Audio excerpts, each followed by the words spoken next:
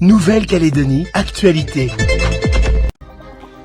Mobilisation pays en soutien à la direction diocésaine de l'enseignement catholique. Parents d'élèves, enseignement personnel, enseignants, périscolaires ont défilé dans les rues de Nouméa ce matin. On le découvre dans un instant.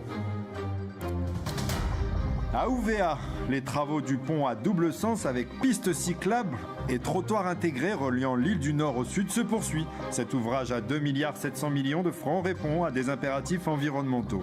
On fait le point dans cette édition.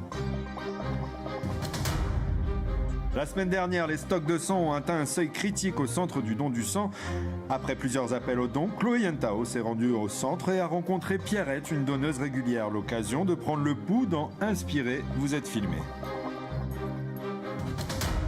Enfin, à la fin de ce journal, nous irons découvrir la nouvelle pièce de théâtre de la compagnie Les Argonautes du Pacifique, intitulée Destination, une invitation dans le métro parisien où deux Calédoniens doivent se retrouver et tenter de retracer ce qui compose l'histoire commune du pays.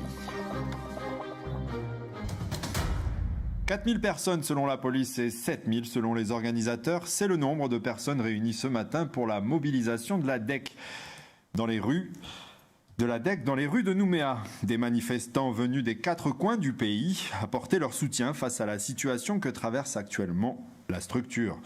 Marie-Joëlle et Madame Lémé ont fait le déplacement. Une est venue de Puebo, l'autre de l'île des Pins. Des mères de famille qui s'inquiètent pour l'avenir de leur enfant. Voyez ce reportage de Vanessa Kofikade. 250 foyers menacés. Cantine et internat en danger. 250 foyers menacés. Malgré la pluie, ils étaient près de 7000 selon les organisateurs et 4000 selon les forces de l'ordre. Enseignants, professeurs, élèves et parents ont répondu présents ce matin. Du nord au sud en passant par les îles, tous sont venus apporter leur soutien. Des bus venus du nord comme celui de Puebo qui a quitté 1h du matin pour être là et assister à la manifestation. Nous, on était passés par là aussi, et puis on a nos enfants, nos petits-enfants, et puis on vient montrer aussi qu'on est solidaire avec l'enseignement catholique. Il va falloir envisager de faire aller autrement, faire autrement, mais pour l'instant, on est dans cette lutte-là, il faut qu'on aille jusqu'au bout, et puis on y croit, et on y va. Le cortège est parti de la place de la Moselle vers 9h ce matin. La délégation a été reçue au gouvernement par la vice-présidente en charge de l'enseignement, Isabelle Chamorro. Ensuite, il s'est dirigé vers le Congrès. Une mobilisation forte qui témoigne de l'inquiétude des parents du pays en cas de fermeture des établissements de la DEC. Sur la commune de l'île des Pins, la maternelle, l'école et le collège appartiennent à la DEC. Il n'y a pas d'autre établissement pour accueillir les élèves. Madame Aimée est maman de 4 enfants, tous scolarisés dans l'enseignement catholique. Pour elle, il est inconcevable que ces enfants aillent dans d'autres établissements. Parce que nos parents, nos vieux, ils ont toujours été dans l'enseignement catholique. Ça fait que c'est toute une génération, toute une vie dans l'enseignement catholique. Je vais toujours mettre mes élèves, mes enfants dans l'enseignement catholique. Oui. À la suite de ces rencontres, un communiqué du gouvernement écrit par sa première vice-présidente dit, je cite, « Pour 2023, afin de permettre aux structures de l'enseignement privé de terminer l'année dans de bonnes conditions et d'exercer pleinement leur mission, je renouvelle officiellement la demande d'une participation financière de la Nouvelle-Calédonie pour assurer une partie des frais de restauration et d'internat. Une conférence sur les financements de l'enseignement privé est prévue le 5 juin. Toutes les collectivités concernées seront conviées. » Et à la suite de cette mobilisation, la province sud a annoncé débloquer une enveloppe exceptionnelle de 130 millions pour permettre à la DEC d'assurer ses services connexes jusqu'au 6 juin. Je cite, « Nous ferons collectivement en sorte de trouver une solution pour stabiliser le financement de l'enseignement privé », a déclaré ce vendredi après-midi le deuxième vice-président de la province sud, Gilles Brial. Aujourd'hui, au pied de l'usine d'Onyambo de la SLN, s'est tenu un mouvement social organisé par le syndicat général des travailleurs de l'industrie de Nouvelle-Calédonie. Objectif, interpeller Jérôme Fabre, le nouveau directeur général de la SLN, arrivé hier dans le pays pour prendre ses nouvelles fonctions aujourd'hui. Le syndicat a souhaité le sensibiliser sur l'actuelle rupture de dialogue et les inquiétudes des salariés sur l'avenir de la SLN et Ramet dans le pays. Le tout juste nommé directeur a rencontré les salariés mobilisés. Olivier Mauvaka, membre du SGT-INC, revient sur ce premier échange.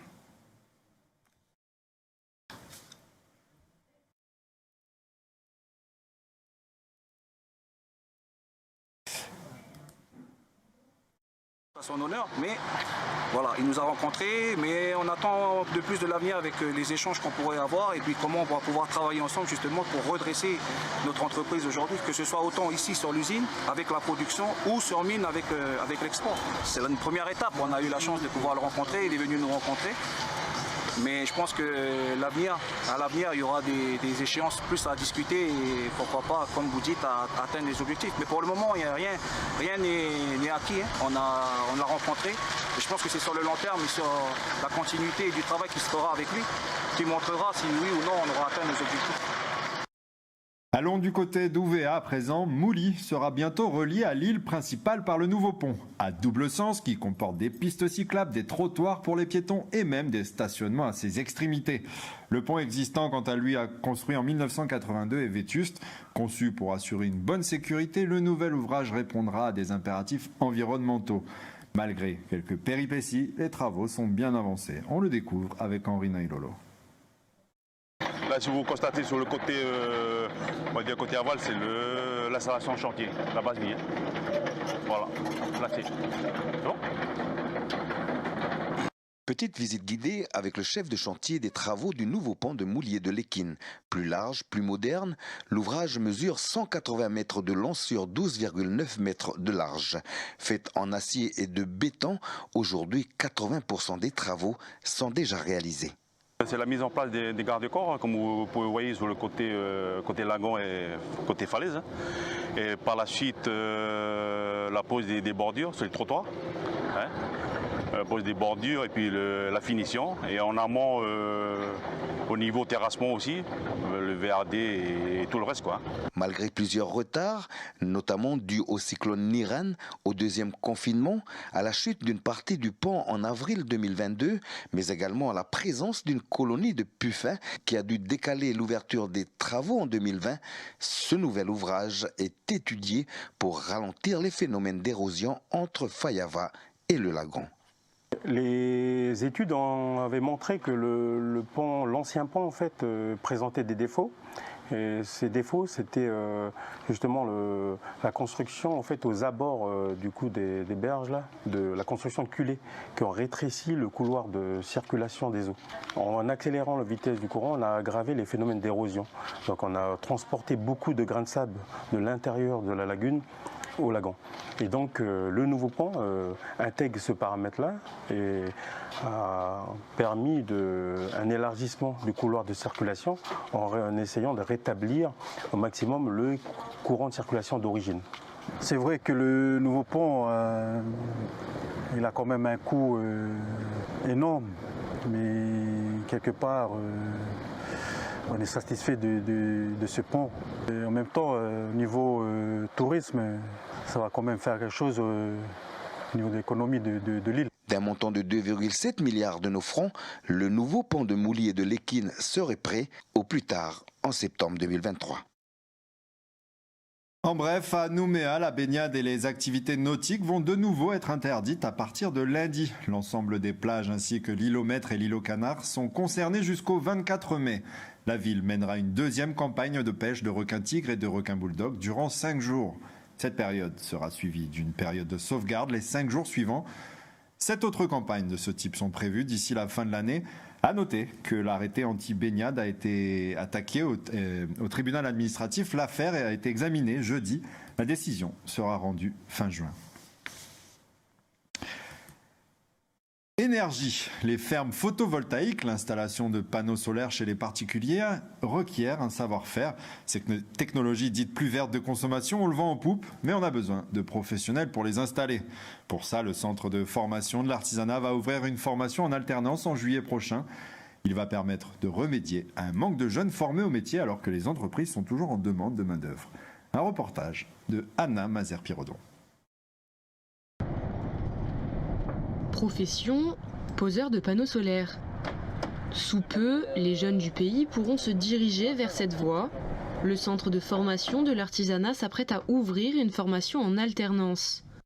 Il y avait une très forte demande de la fédération des entreprises du photovoltaïque. Au départ, ça part des entreprises qui ont dit on a besoin de salariés, on a besoin de compétences, donc il faut faire quelque chose. C'est eux d'ailleurs qui ont travaillé avec la Nouvelle-Calédonie, qui est compétente pour créer des diplômes, pour faire ce diplôme. Et nous sommes l'opérateur formation.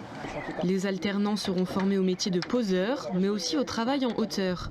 Un avantage pour les entreprises qui n'était pas forcément égal pour remédier au manque de compétences du milieu. On a notre formation interne, parce que nous on a des compétences pour former les gens en interne, de par nos métiers, mais ce n'est pas à la portée de tout le monde, et donc le fait que le CFA fasse une formation, ça permet de lâcher dans la nature en fait des gens qui sont formés, et pour les entreprises qui ont besoin embaucher des gens qui sont formés et qui vont travailler en sécurité. La formation répond surtout aux besoins d'un marché en pleine expansion. Porté par le gouvernement, le schéma pour la transition énergétique de 2022 prévoit d'ici 2035 une réduction de 70% des gaz à effet de serre par rapport à 2019. Un des moyens pour y parvenir est de produire sa propre électricité avec le solaire. Un choix que le secteur public, les professionnels et les particuliers font de plus en plus. Entre 2015 et 2020, plus de 4000 centrales photovoltaïques ont été installées sur les toits calédoniens. En conséquence, les professionnels du secteur se sont multipliés, sans pour autant qu'une formation pour les débutants ne soit proposée sur le caillou. C'est un marché qui depuis quelques années est en plein essor par la volonté des particuliers, de tous les acteurs et du gouvernement, la DIMAC, le Cotswell, le Cluster Synergie, tout le monde concourt à ce que ça se développe. En place dès juillet prochain, cette alternance sera financée à parts égales par la Nouvelle-Calédonie, le CFA et l'entreprise. Pour la première session, une dizaine de jeunes seront accueillis pour une durée de 18 mois. Actualité politique maintenant. L'indépendantiste Anthony Géros a été élu président de l'Assemblée de Polynésie française ce matin. L'élu du Tavini Ouira-Atira, vainqueur des récentes élections territoriales, succède à Gaston Tongsang pour 5 ans. La séance a été présidée par Oscar Temaru, doyen de l'hémicycle. Le leader historique du parti indépendantiste a été salué par Roch Wamitan. Le président du Congrès de la Nouvelle-Calédonie a fait le déplacement à Papeete. Samedi, les 57 élus de l'institution seront de nouveau réunis pour élire le président de la Polynésie française. Sauf surprise, le Tavini, qui dispose de la majorité absolue à l'Assemblée, portera Moetai Brotherson à la tête du gouvernement. Passons à la chronique de Chloé, inspirée, vous êtes filmé.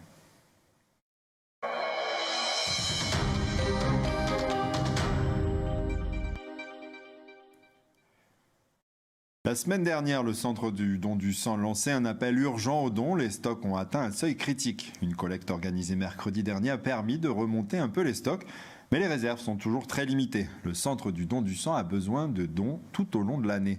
Que vous soyez nouveau donneur ou donneur habitué, c'est le cas de Pierrette qui donne son sang de manière régulière depuis plusieurs années et que Chloé Yentao a rencontré pour nous à l'occasion d'un don justement au CDS de Nouméa.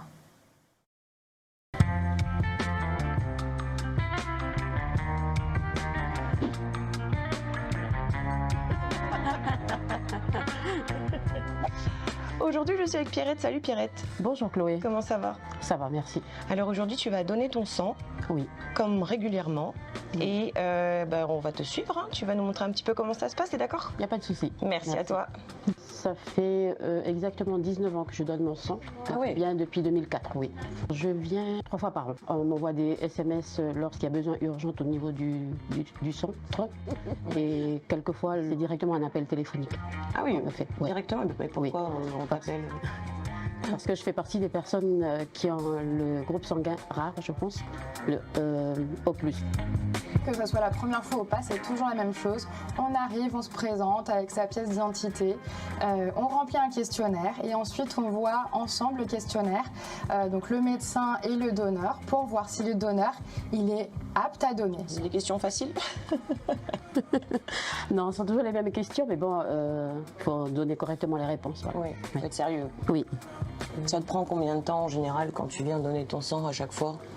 Ça me prend une demi-heure, voire 1 heure, hein, après, en fonction de l'état de santé aussi, parce qu'il faut bien manger aussi avant de donner son sang. Oui, contrairement à ce qu'on peut penser, il ne faut pas être à jeun en fait, il faut prendre des forces. Oui, il faut prendre des forces avant et aussi après. Il y a de quoi manger ici aussi d'ailleurs. Oui, bien sûr. Non mais c'est pas pour ça que je viens. Heureusement. Oui. On y va?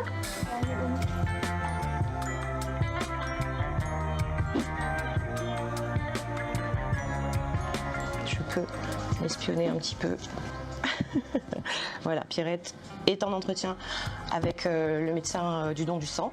Donc c'est un entretien bien sûr privé, hein, je ne suis pas restée. Et puis je l'attends à la sortie, puis elle nous montrera comment ça se passe. Alors ça y est, c'est fini l'entretien? Oui. L'entretien est fini, donc c'est ok, tu peux donner ton sang? Oui, normal. Okay, super. Oui. Et bien on y va, je te suis. Oui. Bonjour tout le monde. Bonjour. Oui, merci. Qui peut donner son sang? Alors, toute personne qui a entre 18 et 70 ans, qui pèse plus de 50 kg et qui n'a pas de problème majeur de santé et qui n'a jamais été transfusée. Allez, on inspire, souffle.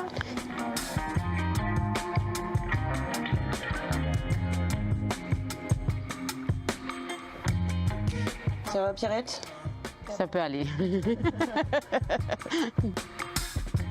Pourquoi c'est important pour toi de donner ton sang? Je travaille dans le milieu hospitalier, médical, et c'est pour donc aider les personnes dans le besoin et aussi soigner.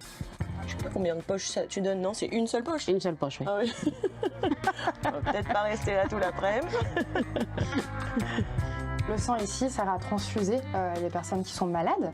Ça peut être n'importe qui, ça peut être un bébé, un nouveau-né, ça peut être une femme enceinte, une personne qui a un cancer, qui est sous chimio, quelqu'un même qui va juste se faire opérer d'une prothèse de genou, et bien sûr aussi tous les accidentés, les traumatismes de la route, voilà. Ok. Merci. Bien une pièce de prendre la Oui. collation, bien vous hydrater le reste de la journée. Merci, Puis à la c'est gentil. Oui, à bientôt. Ça va, Pierrette? Oui. Bien?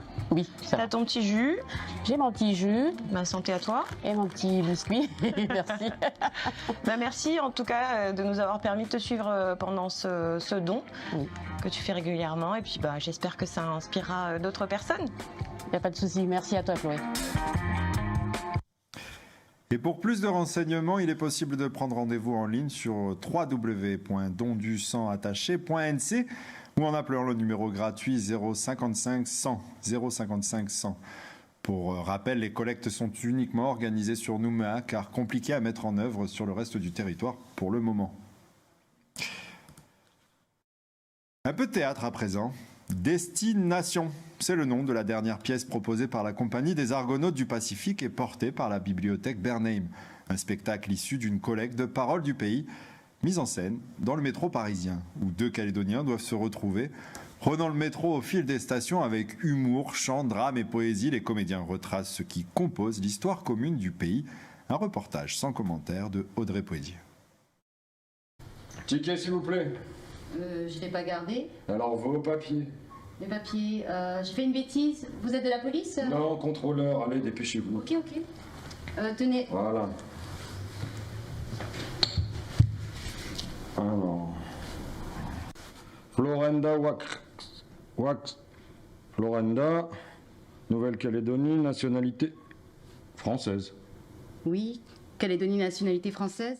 Alors, Destination, au départ, ça vient d'un projet de la bibliothèque Bernheim. Il y a quelques années, on avait été recueillir pour eux des paroles de Jean de Tchou, et on en a fait un spectacle, Paroles de Tchou. Et peu de temps après, ils ont renvoyé d'autres artistes aller chercher des paroles, des histoires, dans le cadre d'un projet qui s'appelle Passeurs d'Histoire.